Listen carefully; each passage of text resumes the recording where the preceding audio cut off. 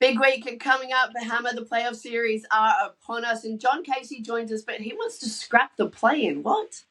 Well, some great discussions, though. So we've got so much to talk about. A little bit of banter along the way. Patty Mills heading to Miami too. Let's go.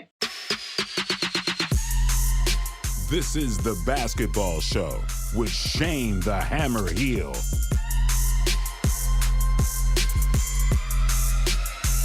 What they gonna say next? Yes, it is The Basketball Show, and it's all thanks to Code Sports, Boost Mobile, and the Throwback Store. Joe and Hammer with you, as we are every week. Hammer, a lot can happen over the course of 7 days in basketball. The great man, Brian Goorjian, heading to the Kings. The GOAT. I think I spoke about it about a month ago that this was cut out for Gorge, and the Kings had to make a move, and they did. They got it done. They've got to change their culture, and they brought in the GOAT, the greatest to ever do it, who brought the first championship to the Sydney Kings, and I can't wait to see him at the helm. So pleased that he's back in the NBL. He is an absolute pleasure to work with, so it's going to be awesome. But we have a lot to get through today, so let's do it. Well, we talked about this at the top of the show, Hammer, but the great man, Brian Goorjian, back in the NBL coaching the Sydney Kings next season. What were your first thoughts when you heard the news? Well, it's not a surprise. We'd spoken about it maybe a month ago, Jojo, that this was probably going to be a perfect fit for the club and for Brian Goorjian. I mean, the club had to save face. The culturally amongst the NBL this year, it was poor. They were poorly perceived. Fans wanted to change. Players wanted to change. So they went after the GOAT and they got it done. And I think this is the perfect scenario for Brian Goorjian. He's the master of taking clubs and teams that have underachieved with a poor culture and being able to turn it around really, really quickly. He would have got paid handsomely like he should have. He would have demanded a huge budget. So expect to see some big signings next year because Gorge wouldn't have gone there unless he had prepared them to put their hands in their pocket to pay big for next year. There's a little bit of unrest reported among the group. Angus Glover, Geordie Hunter, Jonah Bolden, those guys weren't particularly happy. So we hear. What does this mean for them? Does this potentially change their mind and they reconsider staying with the Kings? Well, I think so. I mean, their agents will have already been testing the market and they know what they can get elsewhere. But as far as a role goes, it's pretty attractive playing for the national coach, for the Boomers coach. If somebody like Brian Goorjian says to Glover, you are the style of player that I love. I've had success with in the past. I know I can play you. I know what sort of role you'll have and what sort of impact you have. Well, then that's pretty attractive for somebody like Glover that's won past championships with the Kings. I think the other thing is Goorjian will change the culture. He won't want owners or people speaking out of school. He won't want people making outlandish statements about other teams and other players around the league or putting them down. Brian Goorjian, and I've been the captain of a championship team for him. He is so against anybody saying anything negative to any other clubs or any other people or having opinions. So it'll be interesting to see how that goes. But, I think Hunter would be another good piece for him. And I think those guys under a great coach and with those sort of changes would probably want to stay. If you're Xavier Cooks, are you back in the NBL next season? No doubt. He's going to have another huge price tag on his, what he's been able to do in Asia. And I think that Goorjian will really push for that. And I think if you're Cooks, you want to come back and play for the national coach. He wants to be able to play at the Olympics and be, one of those players that's in the team every year. And, whilst there's never any guarantees, the national coach, once you get recruited and you get to see them on a day-to-day basis, it's the sort of thing that just goes. And he'll be on that team and he's going to get paid big bucks. Don't worry about that to come home. I wanted to ask you what the Breakers look like next season, Hammer, because in terms of contracted players, they have Finn Delaney and Dane Pinot, and that is it. So if you are Modi Mayor, if you are the Breakers, do you want to bring back that full trio of imports? Are you bringing back Will McDowell-White if you can? What are you thinking? Well, I think McDowell-White, he's got to be the focal point. They have to get him done. I think, he had a tough season because of injuries, but I think his upside is enormous. They've got to try and get both imports signed. We know that Lamb's going to be out for probably a year, which takes him out for the season. But the other two, and they've had a history of being able to sign really good imports. And then obviously they'll get to the table and and see who the best New Zealand players are around and who are the best free agents to be able to complement this team. But they've done a good job the last few years of being able to recruit talent. Yeah, get the feeling that they will bounce back next season.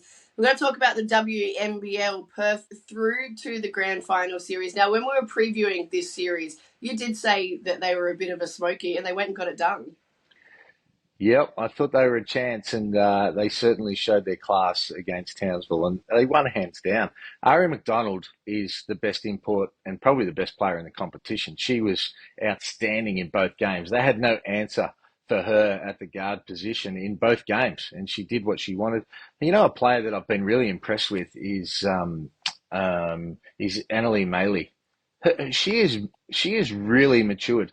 A couple of years ago when she was the MVP, I felt like she was like helter skelter. You know, she sort of played to her own beat. She got a lot of points and a lot of stats, but she's taken her game to another level now. And I felt like her patience of being able to play around other good players was really impressive. Some good passes, hit big shots at the same time. Atwell was outstanding. She is a future opal, I think. And they're big girl Porter. So I think they're the favourites to win the whole thing. I don't care who wins out of the Melbourne teams. I think that Perth can win the championship from here. Well, let's see what happens. You alluded to it just then, though. We're not ignoring the other series. At the time of recording, that game is actually being played this evening. So next week we will know who is in that grand final series, whether it be the Boomers or Southside. Paddy Mills. He's heading to my team, the Miami Heat. I really liked this when I saw it, Hammer. Obviously, he's basically been stashed for the best part of this season. Hasn't had that many opportunities. And my first thought was that Coach Spo is the kind of person who rewards those gritty, hard-working players. So there's hope for Paddy that we might actually see him and he could fit in really well there. Well, there's no doubt he fits in culturally. Yeah, I think everything that the Miami Heat stand for, so does Paddy Mills. So I think he'll play a perfect role there. It'll just be how many opportunities he gets. And I think that'll happen when you're playing in a series, that his number will get called and you'd have to think that he's going to be ready. But if I put my Boomers hat on, I would have rather see him in Europe. I feel like if he had gone to Europe and he would have been a guy that's starting, the pressure's on him to be able to play game in, game out against much tougher defense it is in the EuroLeague than it is in the NBA, then I think that would have got him hardened and really ready to play a similar sort of role to what he will with the Boomers. So selfishly, I would have liked to have seen that, but well done to him being able to join a great organisation. Speaking of defense and Europe, Gilbert Arenas has come out and blamed European players for poor defense in the NBA, and in contrast, the reason that there are so many high scores in the NBA at the moment. Safe to say this did not go down very well in the NBA world. It wasn't received particularly well. What are your thoughts on it? Well, yes, but I mean, I think if you look at, the top European players, they're not known for their defense in the NBA. I don't think they're poor, but I think there'd be American stars that you could say exactly the same thing about. But what I do know is that their offense has been impressive this year, and their impact on the game has been impressive to be able to help their teams. And, no more than the joker of what he was able to do last year, what he continues to do this year. And there's no doubt that these Europeans are finding it much easier to be able to score in the NBA than it is a EuroLeague, where the court really shrinks and the defense and the intensity is there for every single game. So, I think some of those guys, especially Luka, he knows he's going to play 82 games. So, he's not giving everything he's got at the defensive end, but he's not the Lone Ranger. I did enjoy reading the article on Gilbert Arenas and what he said, because there was an asterisk there next to Rudy Gobert and Giannis Antetokounmpo. Everyone else can't play defense, but those two are okay. Interesting story this week about Bronny James and the decision that he has to make in terms of whether he enters the draft this year, next year, and beyond. So Rich Paul came out and did the right thing. He said, look, the decision will be made in the best interest of Bronny. But essentially, there are a few elements to take into account here, because he can enter the draft. He'll get picked up, whether he would if he wasn't Bronny James or not, but he'll get picked up in the second round based on the fact that a team is going to want to try and lure LeBron there. So do do they make that decision? Obviously, they're going to say it's in the best interest of Bronny, and they will essentially do that. But Rich is also thinking about LeBron's next contract as well. So there's a conflict of interest there, and it's just a fascinating sort of scenario, I feel like. Yeah. I mean, I think the first thing you say there is that his decision is going to be made just on Bronny alone. I mean, please. He's, that's one part of it. But, LeBron comes into that whole equation. There's no doubt about it. And they will be maneuvering their way through that. They'll be talking to NBA teams, obviously, leading up to the draft and whatever. I don't know enough about the kid, whether he's good enough to stand on his own 2 feet right now in the NBA, or whether it's far too mature, or what his upside is, or whether he has the opportunity to develop into a superstar in the NBA. For me, it's way too early, and I haven't seen enough of him. 5. Time now for Hoops Highlights, thanks to Boost Mobile, starting with a Warriors annihilation. That's special. That lets you know where your team is. Wow! A mammoth hammer there from Brown off the delivery from White. 4. Wolves dominating early. Lob, Gobert, the flush. Back to Rudy's role here. Daniel Tice showing up. Norman Powell. 3. The determined group led by Anthony Simmons cuffs it with a left hand, a ferocious dunk, and a foul. Anthony Simmons taking on the big man Rudy Gobert, and he gets it done. 2. Bancaro. Under 5 to play. Second quarter. Big time crossover move and slam dunk. 1. Ball stripped away. Abdita dropped it, put it up, and followed by Colin Sexton. On this play, Keontae George is saying this is a pass, guys, right off the glass. I believe him too. You love to see it. Those are your Boost Mobile Hoops Highlights.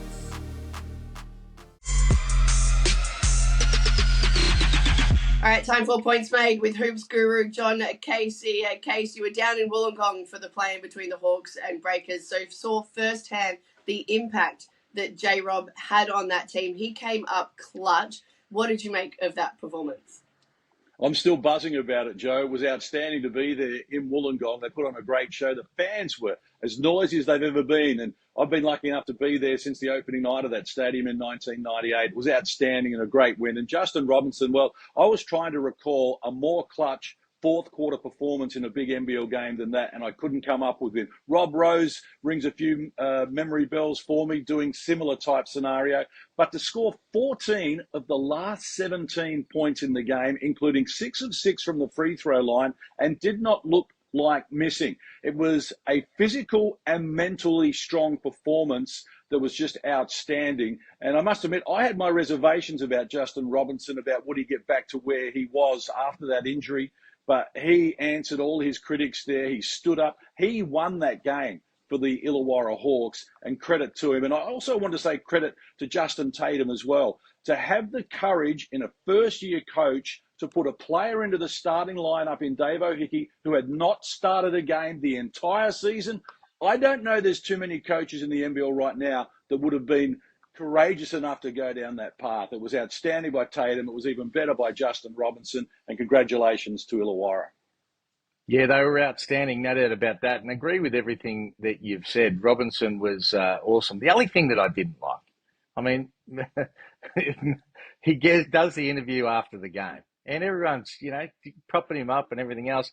And he says, big-time players step up in big-time games. And I was like, cut it out, mate. I saw you play 3 days earlier when you laid an egg and you got your ass handed to you by the Tasmanian Jack Jumpers. You averaged 12 points at 30% from 3 for the whole year. Like, he owed them one. And you're right, he came up big. It was good. Well done to you, pal. Take the kudos. Now we want to see what you do if you're a big-time player against Melbourne United in a few days' time. Don't just have one big game and call yourself a big-time player. Let's see whether you can do it consistently, because it's the first time I've seen it since he's been in the country. Exactly right. He's got to back it up. But now we've had some entertaining elimination games and, of course, the play-in that we've just been talking about. But, Case, you want to scrap the play-in game. Please explain why. Look, I was a big fan of the play-in idea and the concept, and I think it's worked very well. And after being there in Wollongong on Wednesday night, it might seem a little bit strange for me to say and get rid of it. But look, we've had it for 2 seasons. The top 4 teams at the end of the regular season have both gone on to be the top 4 teams going into the semi-final. So nothing has changed. A team from 5th and 6th has not done anything yet. And the problem that it throws up is an 18-day break for Melbourne United between their last game and a semi-final, and a 19-day break for the Perth Wildcats from their last game to their semi-final. Now, no team in the world would take that if you offered it to them. They want to keep playing. And because of the FIBA window, which can, clutters up the situation as well, it is a difficult scenario. The only way around that is to get rid of the playing game. We could be into game 2 or maybe a deciding game 3 of the semi-final series right now. The momentum that was built through the season is still there. We're still getting traction in the mainstream media. That was lost there for 10 days. The Boomers playing Korea and then in Indonesia didn't grab anyone's attention, so it got very little fanfare. So we lost the momentum that we built. These teams have been sitting idle for a while. And what for? Look, it was great in Wollongong. It was great for Illawarra, and the playing game had a lot of excitement around it. But you look at what are the negatives to the playing tournament, and that is the negative, that we lost the traction, we lost the momentum, the finals became an afterthought, and now we're playing our semi-finals on the same night the AFL season starts and after the NRL season starts, and they've just swamped us in the mainstream media. So we've lost all that, and if there's a way we can claw some of that back and keep our season going, I think that's why you do it, because really, we've got the top 4 teams that were top 4 2 weeks ago. Yeah, you make really valid points, Case, for all those reasons. But I think they've got to look at other things. It's not the play-in. The play-in has to stay. So I think what they've done is, when have we ever had a season where every team potentially could still make the playoffs with a week before the end of the season? I think that the upside of the plans is fantastic. I think if Anthony Lamb had been fit, that team would have gone through, and it would have been the first time a playing team actually made the top 4. But I agree with the problems that it has caused. I think they need to try and bring the season forward. I think they need to try and find other things. I think they need to have the season finished by the time this FIBA break finishes. So, the Boomers guys can get on with playing for Australia, and then they can go to Europe if they want to after that, bring our season forward, have everything wound up. So then we don't have any interruptions with the AFL or NRL, and it's our time to be able to shine like we did for a period of time. But the only problem, Hammer, is if you bring it forward, then you get into AFL NRL finals, and you're starting your season during their final series. If you take it, that's how far forward you'd have to take it. The only other alternative is to shorten the season. And I don't mind that idea. Play everyone home and away. So I know it's only an 18-game season, but have quality over quantity. Look what's happened in the BBL this year. They shortened the season because it became wallpaper and no one knew who the teams were. So they shortened it up. Every game had a meaning. Crowds went up. The TV audience went up. Same thing happens in the NFL. It's one of the shortest seasons of a major league in the world because it makes every game matter. So play home and away, 18-game season, make it all count. I know the players probably don't want to hear me saying that because they'd rather play than train. But is that something that can be considered as well? Because what we've got at the moment, I just look at the play-in tournament and say, well, there's a way we can improve it. But there are other factors, as you rightly say. Well, and I think, Case, that if they're not going to bring it forward, which I still would propose, you'd rather be playing at the start of the season against the AFL than when you're playing your money time, when you're playing your finals, where you're going to get all the eyeballs everyone wants to be able to watch. But the other thing is to be able to condense it, still play the same amount of games. But if they're playing 3 or 4 games a week in the EuroLeague, a couple of times in the EuroLeague, but in the NBA, then why can't we play more games than just playing once or twice a week? I think you can play more games, which might be another solution. But what we've got right now certainly isn't the right solution. Yeah, interesting one for the league to look at. We've got to keep things moving though, guys. Good and bad news for the Boomers right now. You've got Duop going off a career high, but then Ben Simmons back on the pine, injured again. Case, how much of a... Ben Simmons isn't playing, Joe. Ben Simmons isn't playing. I read a quote the other day where Ben Simmons said something like, I'm going to give everything I've got to this team. Oh, come on, Hammer. Oh, Now look on the sorry. positive side. He is giving everything to this team because he's decided he can't play at the moment because he wants to be ready to go for the Paris Olympics. I heard that his manager put his hand up and said, oh, look, I haven't done the right thing in getting him the support off court that he needed in terms of the treatment for the nerve problem in his back. Good news is Ben Simmons, it's not a serious injury. And as I say, I like the idea. Rest him now, have him ready for Paris because he gave us glimpses of what he can bring to the table. But as you say, Joe, the really good news, as well as Patty Mills being picked up in the NBA and going to Miami, which is great news because he gets to play alongside Jimmy Butler and Bam Adebayo, and they are a chance in that Eastern Conference, although no one can beat the Celtics at the moment, and Milwaukee are going to be tough. But Duop Reith, what he is doing in the NBA is just incredible, and I'm so happy for him. Career high 26 yesterday, and he hit 5 of 6 threes in that game.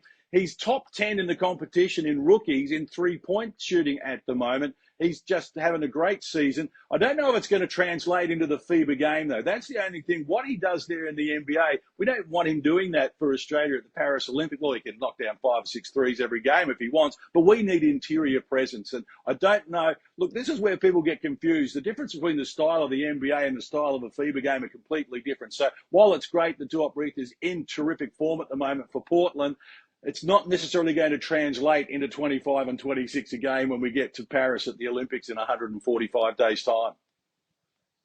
No, it won't, Case. But what it will do is you'll have a starting centre that plays with the sort of confidence that he's played against the best players in the world and knows that he can get it done. He'll be a far better player than what he was at the last World Cup. Don't make no mistake about that. And what I think this story of Reith shows to a lot of players is that you can get cut from one team and it might not be the right fit, but you might be perfect for another team. And you know, just because you get cut from the NBA doesn't mean you're not an NBA player in the right circumstances. We know it's so much about timing and opportunity, and he's been able to take this one with both hands, and it is certainly great to see. It is. You put it in the basket of things that you love to see. Case, thanks so much for joining us again this week, and we'll chat to you over the course of the playoff series. Absolute pleasure again. Congratulations to the Hawks, but I'm telling you, Melbourne United are sweeping them straight out of the equation. And the other semi-final, Perth Tassie, that's 50-50. Don't know which way that one's going to fall, but if you want to pin me down to a selection, I'm going with the Jack Jumpers in a sweep. Hammer, the playoff series are here. The Illawarra Hawks, who would have thought they would be booking a date in the Final Four with Melbourne United? Obviously, that clutch win over the Breakers. Credit to the entire organisation for getting themselves there. Now they have their biggest test, though, right? They've been swept by United this season. Is there a world where you can see them really competing and threatening United for a grand final spot? Well, I mean, first of all, Joe, I agree with everything you're saying about the way Justin Tatum and the club has been able to turn around their fortunes. Well done to them. But this is where it ends. They've got no chance to beat Melbourne United. This is going to be a sweep. And the only chance that I say that they have is in the first half of game one. And the reason why they've got an opportunity to be able to try and jump Melbourne United is because they haven't played for so long. There will be some rust there. But I think once they get through that, the second half, Melbourne's going to overpower them. I think they've got the best defensive backcourt in the competition. And I think they'll start to become a little bit more stingy, Melbourne United. I think as the season went on, they sort of played the way other teams played and just got up and down and tried to outscore teams, and there was bigger scores put up against them. I think Melbourne United get back to basics. I think they get nasty again, and I think they drag teams back down. And I think I think they'll get over the line in game one, but I think they'll actually smash them in Illawarra in game two to create this sweep. I think they're just too strong. All right. Next up, Friday night, the Wildcats are hosting Tassie. Now, this is obviously going to be a lot more competitive. Perth, I think a 2-1 on the season with Tassie. Jack Jumpers beat them a couple of weeks ago, but you probably don't read too much into that one. Who wins this series? I think it's a flip of the coin, Jojo. I think this is a really even contest. I think what we're seeing from Tassie is that they're playing their best basketball at the end of the season. I think we're seeing Will Magnay playing his best basketball. I think they've handled him perfectly, bringing him off the bench, playing him sort of half a game as the season went on. And then in that last game that he has to come up and they absolutely smashed the Hawks. And he came through. I think he looks great. I think he can have a really big impact in this game. They will go to Perth for the same reasons as I said about Illawarra, is they will go and have a good first half. They have to. They have a chance to be able to hang on. I think that Perth will be a bit rusty, and I think it will be tough for them. The only flip side to that is I think that Bryce Cotton is going to be fresh. So the rest came at a good time for him, because we know he puts more into every game over a season than any other player in the competition. He gets beat up. He carries more responsibility than any other player. So I think this rest will be good for him at his age. I think he'll be fresh. He'll be ready for a big game. And if he has a big game, then we know they're tough to be able to beat. All right, you said flip of the coin. You can't sit on the fence, though. Who's winning the series? I'm going to go for Tassie. Only because I'm being pushed to sort of make that call. It is a series that can go either way, but I just think they're coming into their own. I think they've been there before into these situations, and I think they've come through. Perth have done an outstanding job to bounce back from the poor start that they have, and they've got the pieces to be able to win it. But I just think it's Tassie's turn to be able to make another final. Okay, so that game's Friday, game 2 Monday, and then next Wednesday a potential game 3 in that series. So should be good. That is all we've got time for. It's the pointy end of the season, Hammer. We love it. Thank you guys for watching the basketball show. As always, thanks to Code Sport, Boost Mobile, and the Throwback store. We'll catch you guys next week. This is a co-production by News Corp Australia and Closer Sports.